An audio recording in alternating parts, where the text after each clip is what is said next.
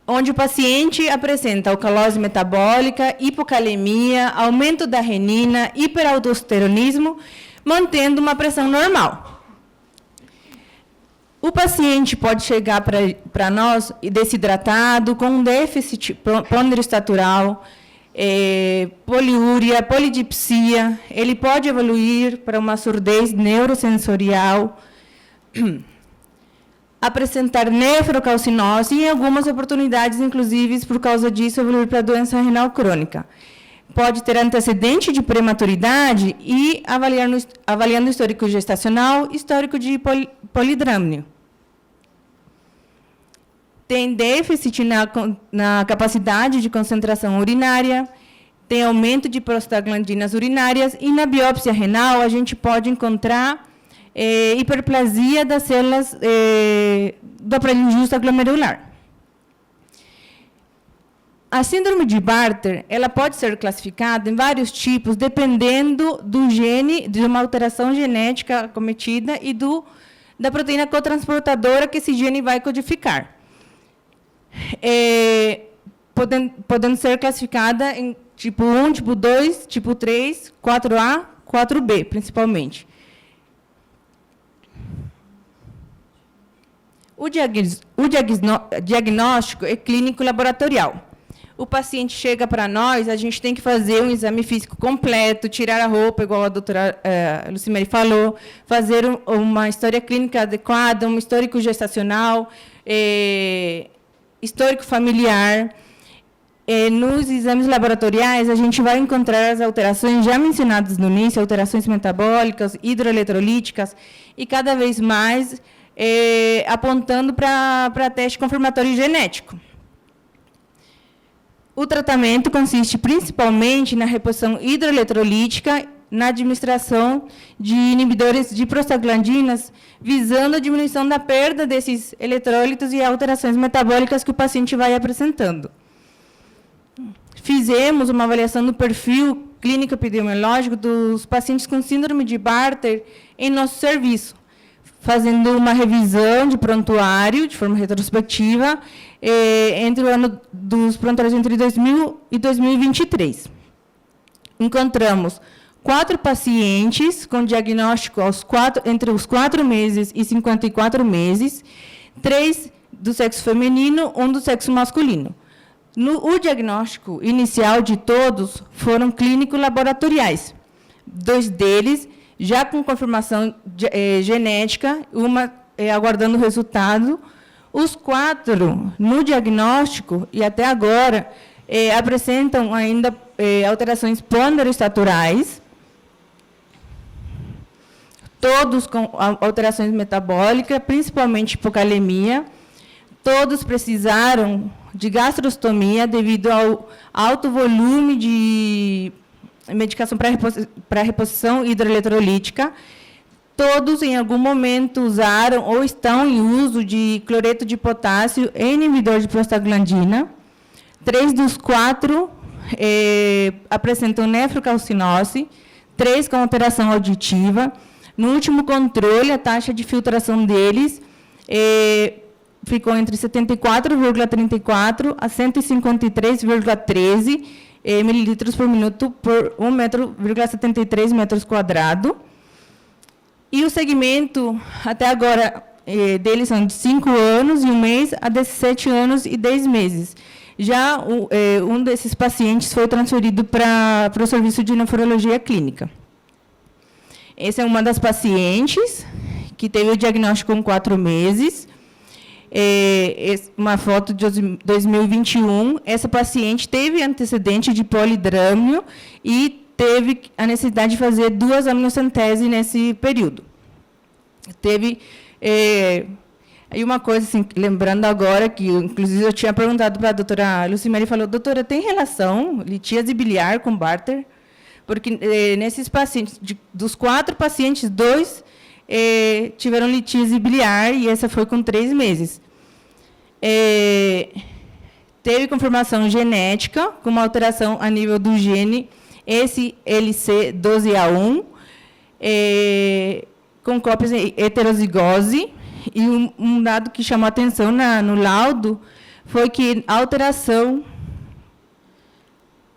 nessa posição ainda não foi descrita na literatura. A outra confirmação genética, também no mesmo gene, na mesma posição, mas com cópias em homozigose, e a mesma alteração que ainda não tinha sido descrita na literatura até o momento, do teste genético. Com um laudo considerando as alterações características dos pacientes, considerado provavelmente patológico. A conclusão é que os pacientes diagnosticados com síndrome de Bartter em nosso serviço têm características clínicas e uma resposta evolutiva semelhante a outras casuísticas nacionais e internacionais. O diagnóstico, tratamento, acompanhamento desses pacientes são importantes para a detecção precoce das intercorrências, uma melhor qualidade de vida, desenvolvimento dessas crianças e um melhor prognóstico a longo prazo. Obrigada.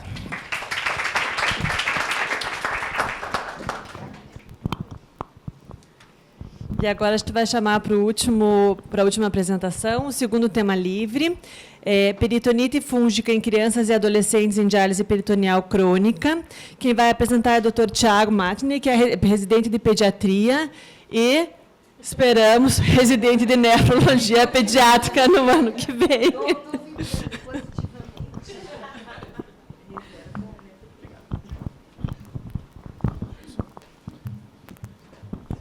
Então, bom dia a todos. Como já apresentado, eu sou o Thiago, sou residente de pediatria do Hospital Pequeno Príncipe. E o nosso trabalho, então, teve como título Peritonite fúngica em crianças e adolescentes em diálise peritoneal crônica. Foi um trabalho orientado pela doutora Lucimere e foi realizado no Hospital Pequeno Príncipe em parceria com a PUC Paraná. Então, nós declaramos que não teve nenhum conflito de interesse para a realização do trabalho, também não houve nenhum financiamento para a pesquisa, e ele foi aprovado no Comitê de Ética e seguiu todas as recomendações conforme o proposto. Então, quando a gente vai falar de diálise peritoneal, ela é um método excelente de terapia de renal substitutiva na população pediátrica. É importante destacar que essa modalidade é de escolha nos pacientes com doença renal do estágio 5, e vale ressaltar que ela é importante porque ela promove nesses pacientes uma melhora da qualidade de vida, permitindo, por exemplo, que eles possam frequentar escolas e ter uma relação adequada com outras crianças. Dentro da diálise peritoneal, a morbidade delas é muito associada com a peritonite. Então, ela é um problema para nossos pacientes. Toda vez que a gente tem um líquido considerado mais turvo, a gente deve pensar numa peritonite. E quando a gente fala de fungos, a gente tem um problema que a gente tem sempre uma dificuldade em retornar para essa diálise peritoneal, e esses pacientes geralmente vão culminar numa hemodiálise. Então, ainda assim, a maioria desses episódios eles são causados por bactérias, e os fungos vão contemplar em torno de 5% dos casos. Quando que a gente vai pensar em fungos? Quando a gente tem, por exemplo, uma associação com bactérias gram-negativas, pacientes que fazem uso de imunossupressores, pacientes que tiveram submetidos a uma terapia com antibióticos recentes, e principalmente a gente deve pensar em pacientes que têm poucos sintomas, mas um líquido muito alterado. Então, o nosso trabalho teve como objetivo entender um pouquinho melhor essas peritonites fúngicas nos nossos pacientes. Então, o nosso objetivo foi avaliar os episódios de peritonite fúngica ocorridos em crianças e adolescentes em diálise peritoneal em um serviço terciário. O trabalho ocorreu no Hospital Pequeno Príncipe, aqui em Curitiba. O trabalho, então, foi um estudo descritivo, retrospectivo, do tipo série de casos, e a gente analisou, então, os prontuários dos pacientes menores de 18 anos que foram submetidos à diálise peritoneal crônica acima de 3 meses, entre os meses de janeiro de 1997 até dezembro de 2020. O trabalho foi locado em um centro único. Desses pacientes, a gente teve um N, então, de 234, 44 foram excluídos por não contemplarem os critérios de inclusão, e dos 190 pacientes que foram incluídos, então, vale destacar que 64% eram do sexo masculino, 43% em relação a malformações congênitas do aparelho urinário, e a mediana de idade de início de DP foi de 7,6 anos. Dos nossos pacientes, então, olha aqui, expressivo, 126 deles, ou seja, 66% deles tiveram um episódio de peritonite ao longo da diálise peritoneal. E totalizaram 315 episódios ao longo de todo o trabalho. Então, a gente vê uma prevalência muito grande das peritonites. Só 64% não tiveram nenhum episódio. Mas a perspectiva boa é que, ao longo dos anos, a gente percebe que a taxa de peritonites paciente-ano foi caindo. A gente consegue ver uma queda gradual, principalmente a partir dos anos de 2005 para frente, onde a gente conseguiu adotar alguns protocolos de manipulação, etc., no serviço, para conseguir uma redução melhor nesses quadros. Dos pacientes, então, com peritonite, a gente percebe que sim, as bactérias foram o principal agente etiológico, tanto gram-positivos quanto gram-negativos, e os fungos, então, perfazeram 18 casos ao longo dos anos, fazendo, então, 5,7% dos casos. E, ainda assim, o número de culturas negativas em torno de 30% dos nossos pacientes. Dos nossos 18 casos de peritonite fúngica, quando a gente vai, então, analisar qual foi o agente etiológico principal responsável, a gente percebe que a cândida teve, então, uma relação de 88,9%. Nos outros casos, vale ressaltar que, nesses pacientes, a gente teve um paciente que teve o crescimento de criptococo na cultura fúngica. Dos 18 casos que a gente teve, 14 pacientes foram transferidos em hemodiálise em menos de 10 dias. 2 transferidos em mais de 10 dias, o que permaneceu em diálise peritoneal teve outra peritonite fúngica e precisou de hemodiálise subsequente, e um paciente já estava em hemodiálise quando a cultura veio com o resultado positivo. Então, em concordância com diversos outros estudos, a maior prevalência do nosso trabalho realmente identificou os organismos gram-positivos e, comparado com o principal relatório epidemiológico, que teve uma taxa de incidência de 7,6 de peritonites fúngicas, o nosso trabalho teve uma taxa um pouco menor de 5,71. A cândida, sim, foi o agente etiológico que a gente encontrou com maior taxa de incidência, de 88%, que foi condizente com a literatura, né? Então, a gente percebe que ao redor aí de 80% das infecções fúngicas são causadas por esse agente etiológico. Quando a gente fala de tratamento, o antifúngico de escolha foi o fluconazol, e percebam aqui como a gente tem um aumento do tempo de dias em relação ao tratamento de infecções bacterianas. A nosso trabalho encontrou uma mediana de tratamento de 25, com desvio padrão de 7 dias para mais ou para menos. Então, a gente começou a tentar entender um pouco melhor o porquê que a gente encontrou essa taxa de prevalência um pouco menor, e a gente percebe que, principalmente a partir de 2005, quando a gente tem aquela conduta adotada de uma profilaxia, a gente tem uma redução nesses casos de incidência de peritonite fúngica, então destacando a importância da profilaxia com nistatina ou fluconazol no trabalho. Então, para concluir, a gente fez uma análise das peritonites fúngicas e elas ocorreram, então, em 5% dos pacientes com peritonite, dos nossos pacientes, e o agente foi concordante com a literatura.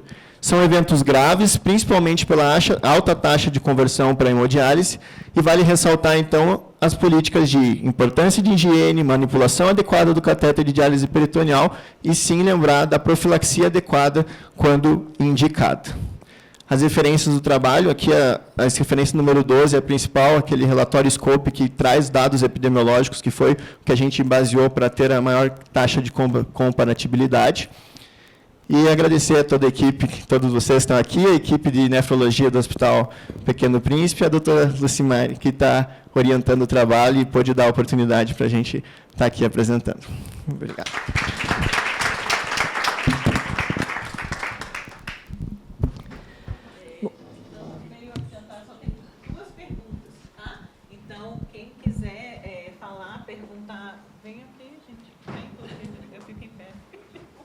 Alguma pergunta?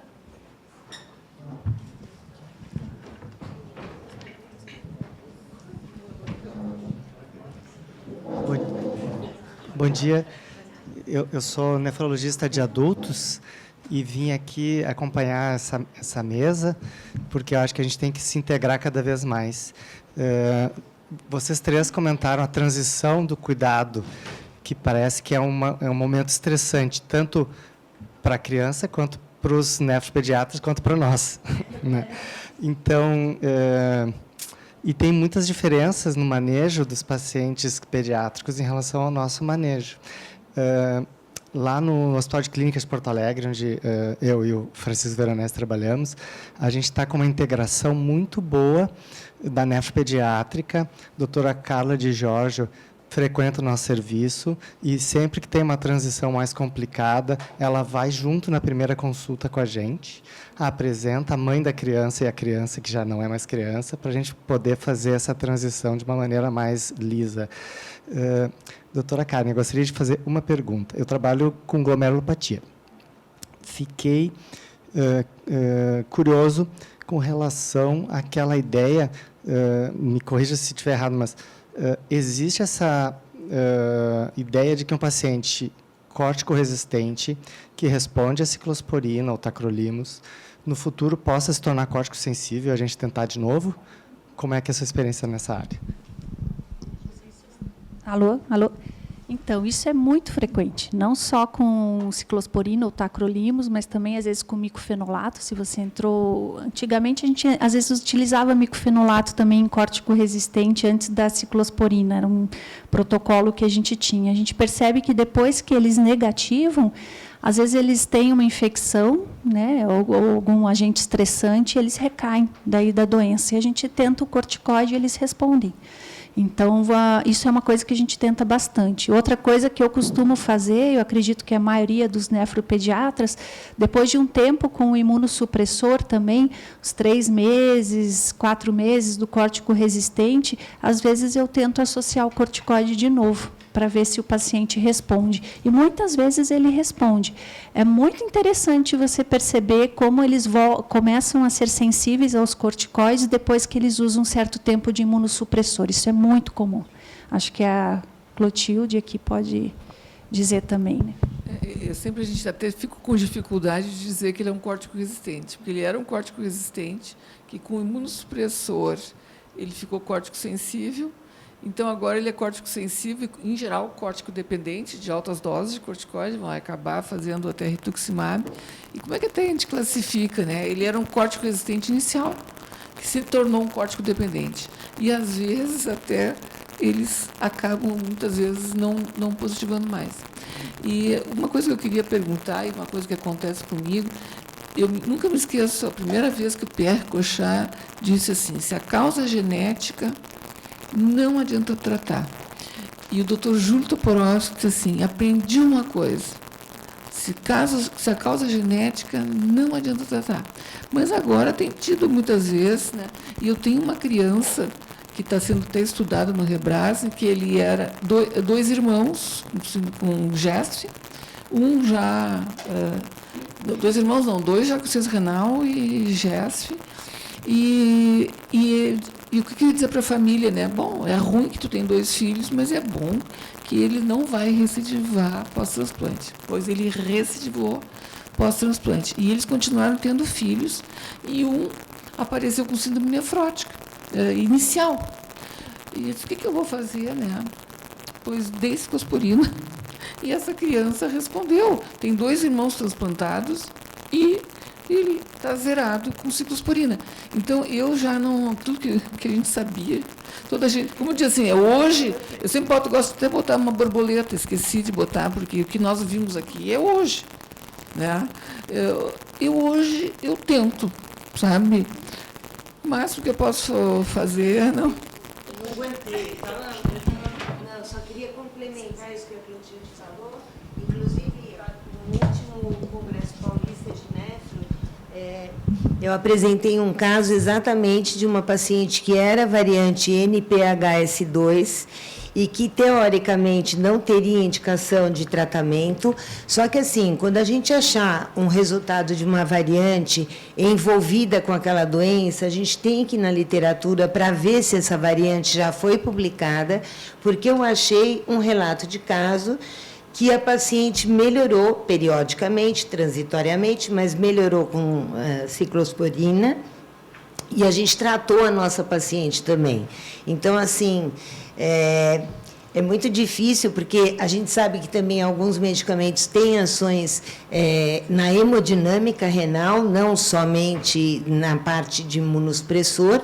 E assim, achou a variante genética, tem que ir atrás para ver se já tem relato. E cada vez eu acho mais importante, nós brasileiros, é muito chato fazer relato de caso, publicar, a gente acaba, precisa publicar, mas não publica, mas a gente tem que fazer isso, porque é aonde as pessoas têm a possibilidade de ver as publicações, de ver outros casos semelhantes e ver que isso pode, principalmente no nosso país, né, gente, que somos assim misturados, com várias origens, com uma diferença tão grande e uma migração interna atualmente também muito grande. Então a gente teve no HC um caso parecido com esse. Obrigada então a todos. Temos o nosso intervalo agora.